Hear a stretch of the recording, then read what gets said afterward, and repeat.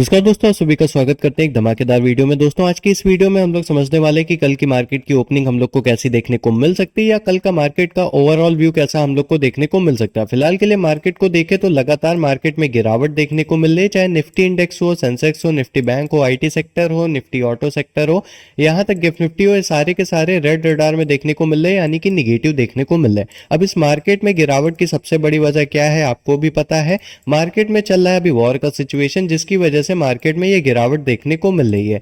Iran और versus Israel और America के बीच में युद्ध चल रहा है, जिसकी वजह से क्रूड ऑयल की कीमतों में भी हम लोग को उछाल देखने को मिल रही है। साथ ही साथ विदेशी निवेशक हैं वो भी मार्केट में बिकवाली कर रहे हैं। अभी तक अगर हम लोग बात करें तो 10 लाख करोड़ से ज्यादा पैसे जो है वो निवेशकों के डूब चुके हैं। वहीं पे सेंसेक्स हम लोग को 1700 अंक नीचे देखने को मिला और निफ्टी जो है हम लोग को 24,400 के स्तर के नीचे जाते हुए देखने को मिला। तो अगर आप BTST होल्डर हैं तो कल की मार्केट से रिलेटेड आपने कॉल होल्ड किया है या फिर पुट होल्ड किया है, एक बारी कमेंट बॉक्स में जरूर बताइए, क्योंकि आगे हम लोग उस पर भी चर्चा करने वाले हैं कि कल की मार्केट की ओपनिंग कैसी हम लोग को देखने को मिल सकती है।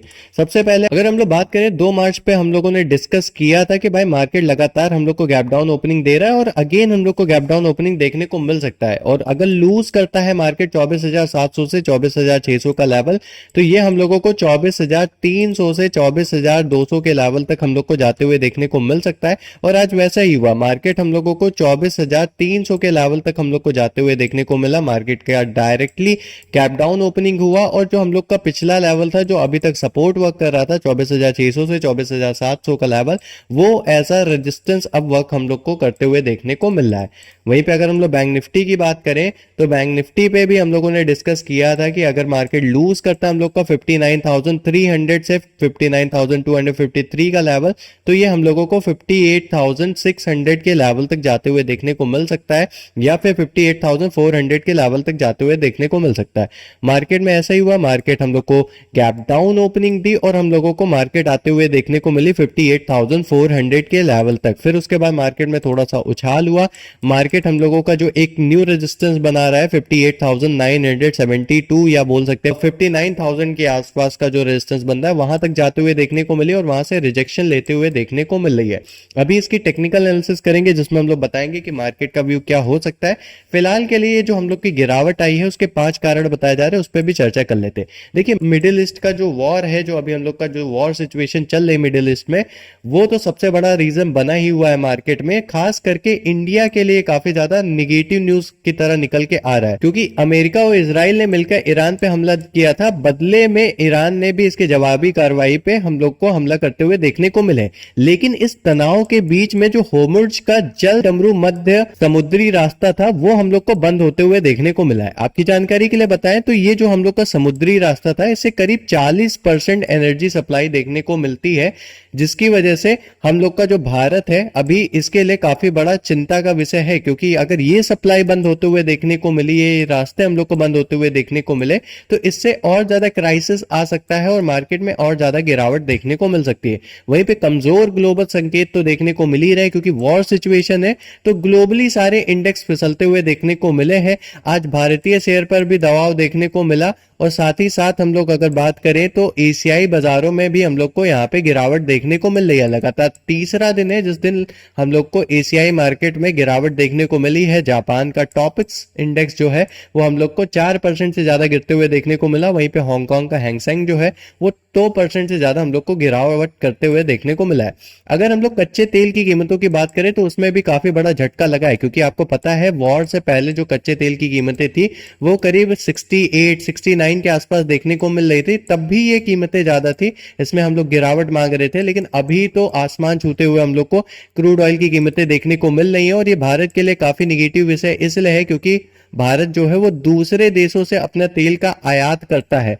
साथ ही साथ यहाँ पे अगर देखा जाए तो होर्मुज़ जल डमरू मध्य जो रास्ता है, ऑयल की सप्लाई में रुकावट भी बन सकता है। तो ये एक डर का विषय है, अगर ये रुकावट हुआ तो यहाँ पे क्रूड ऑयल की कीमतें और ज्यादा बढ़ेंगी और जिसकी वजह से भी मार्केट में काफी ज्यादा आर्थिक जोखिम हम लोग को देखने को मिल सकता है। भारत अपने करीब 85% जो तेल है, तेल की जरूरतें हैं वो विदेशों से आयात करता है। चौथा सबसे बड़ा कारण ये है कि इस सिचुएशन में जो वॉर का सिचुएशन है, निवेशक घबराए हुए हैं, खास करके विदेशी निवेशक जो है वो हमारे इंडियन मार्केट से अपने पैसे निकाल रहे हैं, यानी कि बिकवाली करते हुए देखने को मिल रहे हैं। क्योंकि 2 मार्च के कारोबार में विदेशी निवेशक ने शुद्ध हम लोगों को 3,295 करोड़ की बिकवाली करते हुए देखने को मिले हैं, और पिछले 8 महीने से विदेशी निवेशक लगातार शुद्ध बिकवाली बनाए हुए हैं, जिससे बाजार का सेंटिमेंट्स काफी ज्यादा कमजोर हम लोग को देखने को मिल रहा है।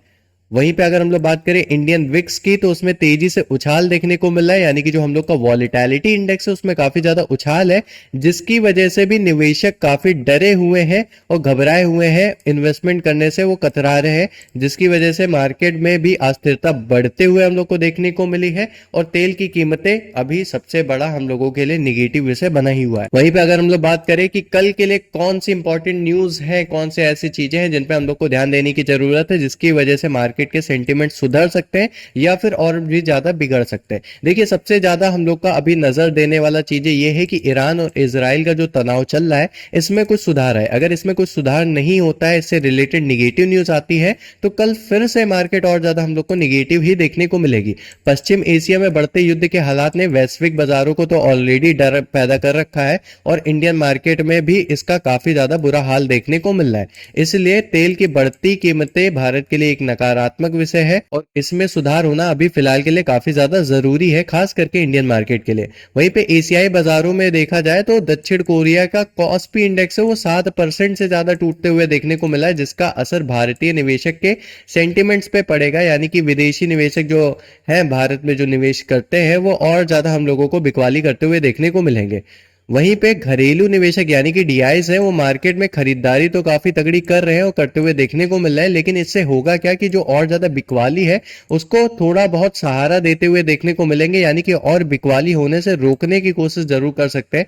डीआईज की खरीदारी से ये इंपैक्ट पड़ सकता है, लेकिन जब तक एफआईज दोबारा खरीदारी नहीं करते हैं, मार्केट हम लोगों को फिलहाल के लिए निगेटिव ही देखने को मिलेगा। वहीं पे कल हम लोगों का एक न्यू आईपीओ यानी कि एल्फिंग एग्रो इंडिया का आईपीओ सब्सक्रिप्शन के लिए खुलेगा। हालांकि इससे उम्मीदें लगाई जा रही कि मार्केट में थोड़ी बहुत लिक्विडिटी हम लोग को देखने को मिलेगी, यानी कि बड़ी नहीं बट बहुत ही लो लिक्विडिटी देखने को मिलेगी मार्केट में, जिसकी वजह से थोड़ा बहुत पॉजिटिव मोमेंटम बन सकता है। हालांकि अभी मार्केट के लिए कुछ भी पॉजिटिव न्यूज आए वो मार्केट के लिए बहुत ज्यादा इंपॉर्टेंट है। वहीं पे बैंक निफ्टी के ऊपर चर्चा करें तो बैंक निफ्टी में भारी उतार चढ़ाव की संभावनाएं बताई जा रही है कल के दिन भी। खास करके एचडीएफसी और एसबीआई बैंक पर नजर रखने की काफी ज्यादा जरूरत है, क्योंकि इनकी मोमेंटम से ही बैंक निफ्टी की चाल हम लोगों को समझने को मिलेगी। वहीं पे ग्लोबल जो हम लोगों का सिचुएशन डगमगा रहा है, उसकी वजह से भी हम लोगों का जो आईटी सेक्टर है उसमें प्रॉफिट बुकिंग देखी जा रही है। तेल और गैस जैसे जो स्टॉक्स है उसमें थोड़ा बहुत हम लोग को हलचल देखने को मिल सकती है, पॉजिटिव हलचल बन सकती है, खास करके रिलायंस और ऑयल इंडिया जैसे शेयरों में। और गोल्ड और सिल्वर तो भाई यहाँ पे हम लोगों को ऊपर जाते हुए देखने को मिल रहा है, क्योंकि जब भी यहाँ पे युद्ध का सिचुएशन होता है, यानी कि वॉर सिचुएशन जब भी चलता है, तो निवेशक जो है वो शुद्ध निवेश की तलाश करते हैं, जहां पे वो अपना पैसा डाल सकते हैं और वो सिक्योर रहेगा। वो है आपका सोना, और सोना चांदी में अभी फिलहाल के लिए उछाल देखने को मिल रहा है, और उससे रिलेटेड भी स्टॉक्स जो हैं उनमें भी उछाल देखने को मिल सकता है। वहीं पे अगर हम लोग बात करें इंपॉर्टेंट सपोर्ट और रेजिस्टेंस की, तो निफ्टी में 24,400 से 24,600 के बीच का ये जो हम लोगों को है ये इंपॉर्टेंट सपोर्ट देखने को मिल रहा है। इसके ऊपर टिकता है मार्केट तो 24,900 से 25,000 के लेवल की ओर जाते हुए हम लोग को देखने को मिल सकता है। वहीं पे बैंक निफ्टी की बात करें तो 58,500 से 59,000 का लेवल हम लोग के लिए फिलहाल के लिए ये दो लेवल काफी इंपॉर्टेंट सपोर्ट लेवल है। अगर इसके ऊपर टिकता है तो 60,000 की तरफ जाने की कोशिश करेगा, फिर उसके बाद अगर 60,000 का लेवल टूटता है तो 60,400 के लेवल तक भी जाते हुए देखने को मिलेगा। एक बार इसकी टेक्निकल एनालिसिस कर लेते हैं ताकि चीजें और क्लियर हो जाए। निफ्टी की क्लोजिंग अगर देखा जाए तो 24,473 के लेवल के आसपास देखने को मिली थी, यानी कि 24,400 के लेवल के ऊपर ही क्लोजिंग देखने को मिली है।